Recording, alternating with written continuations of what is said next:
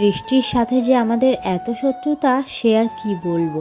যাই হোক, টাইম হয়ে গেছে ছেলেকে স্কুল থেকে আনার, তাই জন্যই বেরিয়ে পড়েছি। টিপ টিপ টিপ করে বৃষ্টি পড়তেই আছে আর আমি ছাতা নিয়ে বেরিয়ে পড়েছি ছেলেকে আনতে যাওয়ার উদ্দেশ্যে। আসলে ওই যে টাইম হয়ে গেছে স্কুল ছুটির, আর সবাই যখন চলে যাবে ও তখন দাঁড়িয়ে থাকবে, ওরও একটা খারাপ লাগবে, তার জন্যই ভিজে ভিজেই আর কি বেরিয়ে পড়েছি।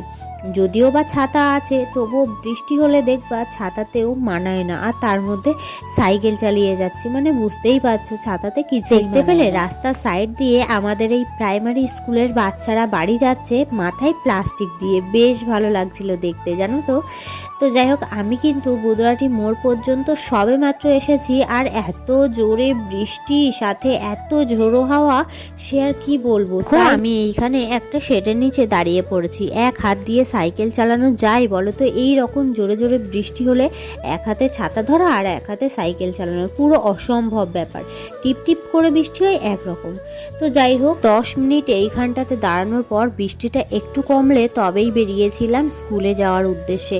আর জানো তো, স্কুল থেকে আসার পথে একটুও বৃষ্টি হয়নি, পুরো রোদ খাখা করছিল। যারা আমার এই ভিডিওটা দেখছো তাদের বাড়ি কোথায় আর কোথায় কোথায় বৃষ্টি হয়েছে সেটাও কিন্তু অবশ্যই কমেন্টে জানিও।